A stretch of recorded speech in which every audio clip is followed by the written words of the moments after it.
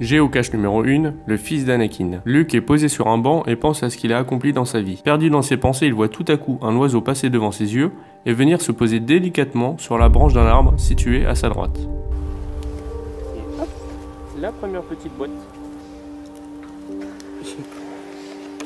Qui c'est qui a mis un gland dans cette boîte?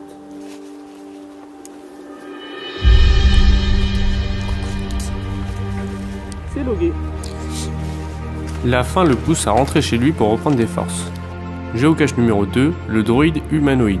Après une petite sieste des familles, il se rend à l'arrière de chez lui pour parler avec C3PO, le droïde métallique. Tu veux pas bien mettre tes mains là?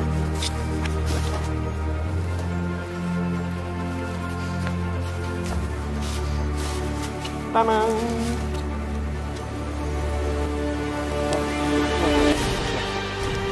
Il va utiliser la force.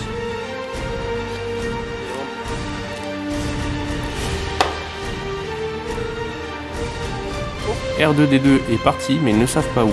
Ils partent donc le chercher. Géocache numéro 3, le maître Jedi. Sur le chemin, ils tombent sur Obi-Wan Kenobi, posé sur une grosse souche. Se cacher dans une souche.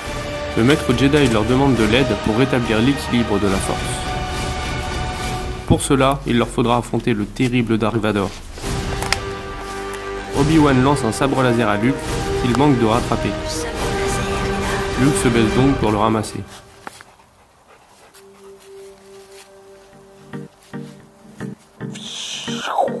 Une fois son sabre laser ramassé, Luke va rejoindre Yoda pour suivre le difficile entraînement de Jedi.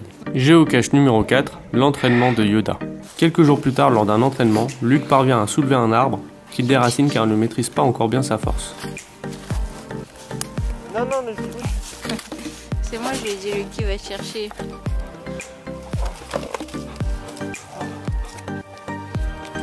Géocache numéro 5, le droïde astromécano.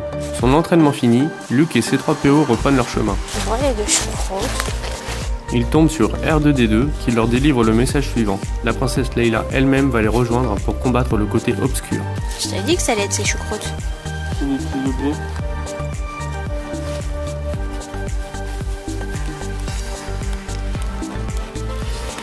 Géocache numéro 6, Tusken. Sur le chemin, ils entendent un bruit sur la droite. Ils aperçoivent en une fraction de seconde un œuf de sable qui furtivement disparaît dans le sol.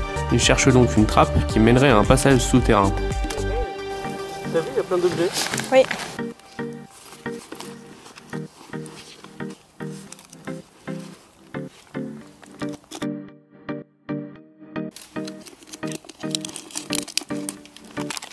Géocache numéro 7, les Ewoks.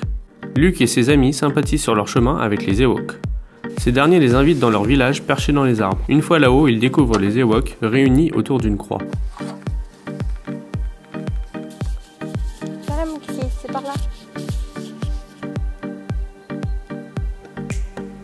Géocache numéro 8, le contrebandier. Le lendemain, ils subissent l'attaque d'une horde de soldats de l'Empire.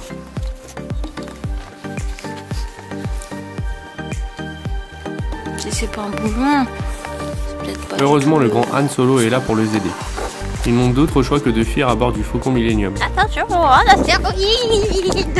En décollant, deux chasseurs sur leur gauche foncent sur leur vaisseau.